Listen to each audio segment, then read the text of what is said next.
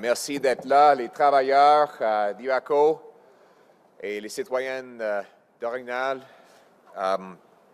Au début, je dois commencer en disant que nos cœurs sont avec vous. Nous sommes avec vous dans ce temps difficile. Je sais qu'il y en a parmi vous qui risquent de perdre vos emplois ou qui ont déjà eu le très mauvais nouvelle que les menaces injustifiées et injustifiables de Donald Trump vont vous coûter vos emplois.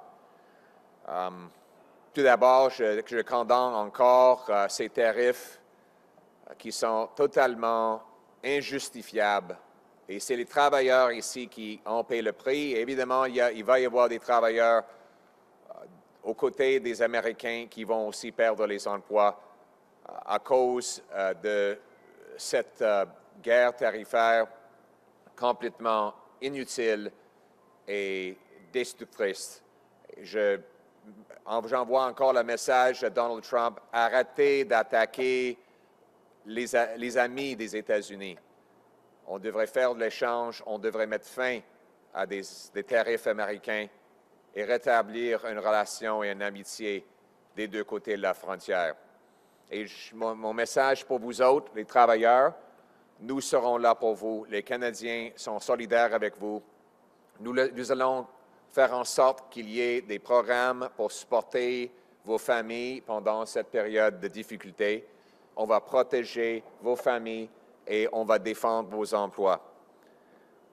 C'est ça la promesse du Canada, que quiconque qui travaille fort gagne une belle vie dans une belle maison, sur une rue sécuritaire, protégée par des soldats courageux sous un fier drapeau canadien.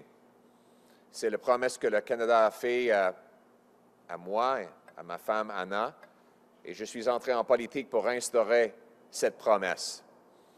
Après 10 années libérales, cette promesse a été déjà brisée. Après 10 ans des libéraux de Carney-Trudeau, le Canada est affaibli face aux États-Unis. Ils ont ajouté 100 000 fonctionnaires, brisé notre système d'immigration et bloqué l'exploitation de nos ressources naturelles. Le coût de logement a doublé, la dette nationale aussi. Et c'est la pire inflation depuis 40 ans. Cette économie affaiblie nous a rendus dépendants des Américains. Pour reprendre le contrôle et relancer notre économie, il faut couper la bureaucratie, les taxes et les impôts, protéger nos frontières et favoriser le libre-échange entre provinces, exploiter nos ressources naturelles, comme avec GNL Québec, pour assurer notre souveraineté économique et énergétique, ainsi que protéger le Canada contre les menaces de Donald Trump. Et c'est l'une des raisons pour lesquelles je suis ici aujourd'hui. Les libéraux de Carney-Trudeau ont déjà en place une taxe industrielle qui frappe l'industrie de l'acier. Ça coûte cher déjà et ça nous rend moins compétitifs face aux Américains qui n'ont pas une taxe carbone. M. Carney a essayé de cacher la taxe carbone sur l'essence et le chauffage pendant les élections, malgré le fait que la loi sur la taxe carbone reste toujours en place. Et après les élections, s'il gagnait, M. Carney peut réinstaurer la taxe sur les consommateurs qu'il a toujours supportée. Mais toujours appliquée aujourd'hui, c'est la taxe industrielle. Le fédéral a dans cette loi une taxe industrielle qui force des provinces comme l'Ontario de taxer la production d'acier, de l'aluminium et d'autres produits industriels lourds qui créent beaucoup d'emplois. Et malheureusement, c'est des produits qui peuvent être faits les deux côtés de la frontière. Donc, si un coût augmente ici, les emplois fuient à l'autre côté vers les États-Unis. Il faut souligner que si on taxe l'énergie, on taxe l'acier et les emplois. On réduit les salaires de notre monde et on augmente le coût de tout. L'acier est dans presque tous les aspects de notre civilisation moderne. on a besoin de l'acier. Chaque fois qu'on envoie des emplois en acier ailleurs au monde, ça contribue à la pollution. Parce qu'ici au Canada, on a la production de l'acier, de l'aluminium, de ciment les plus propres au monde. Donc, ramener la production ici au Canada, c'est aussi bon pour l'environnement. C'est bon pour nos emplois. C'est bon pour mettre le Canada d'abord. La taxe industrielle qu'a imposée M. Trudeau va être plus que doublée selon la loi actuelle et probablement triplée avec les menaces de Mark Carney qui dit vouloir en ajouter une autre taxe industrielle afin de financer un stratagème de dépenses gouvernementales. Il a spécifiquement souligné que sa taxe va s'appliquer à l'acier quand il a fait une entrevue avec CTV Atlantique. Donc, c'est la raison pour laquelle j'annonce aujourd'hui qu'un gouvernement conservateur va éliminer la taxe carbone au complet, y compris. Merci beaucoup. Merci beaucoup.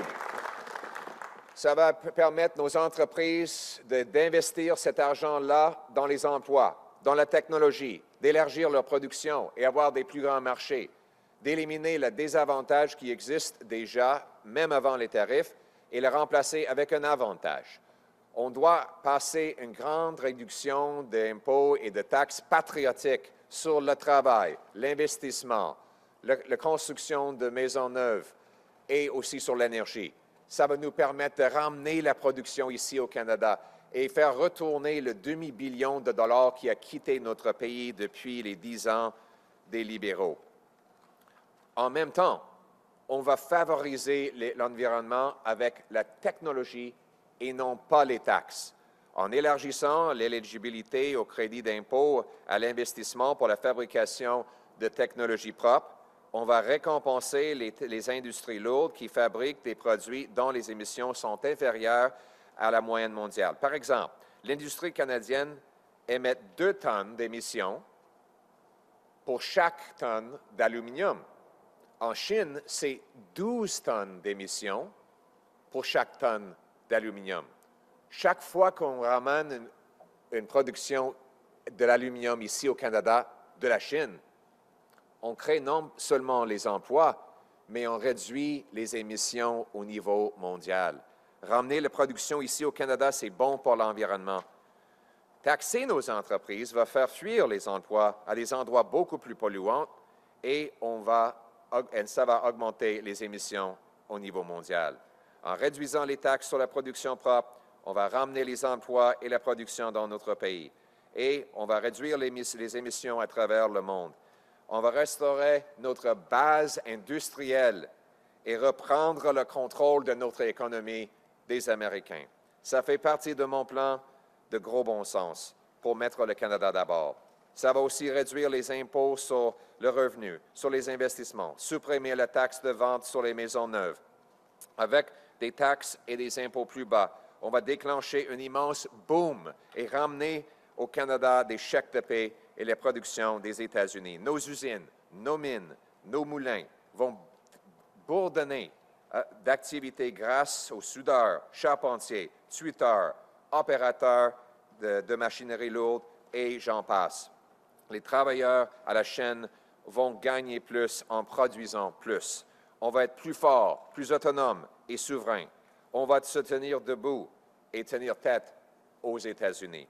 On va récompenser le travail, libérer les entrepreneurs, exploiter nos ressources naturelles, fabriquer nos propres biens, commencer à commercer entre nous, bâtir des maisons pour nos jeunes, reconstruire nos frontières et notre armée, honorer notre histoire et hisser notre drapeau. Ce qui nous unit, c'est la promesse du Canada, où n'importe qui, de n'importe où, peut accomplir ses rêves, ou travailler fort, vous permettre d'avoir une belle vie dans une belle maison, dans un quartier sécuritaire, protégé par nos braves soldats sous un fier drapeau. Pour préserver ce drapeau et sa promesse, on doit travailler ensemble, nous battre ensemble et gagner ensemble. C'est ça mettre le Canada d'abord. Merci beaucoup.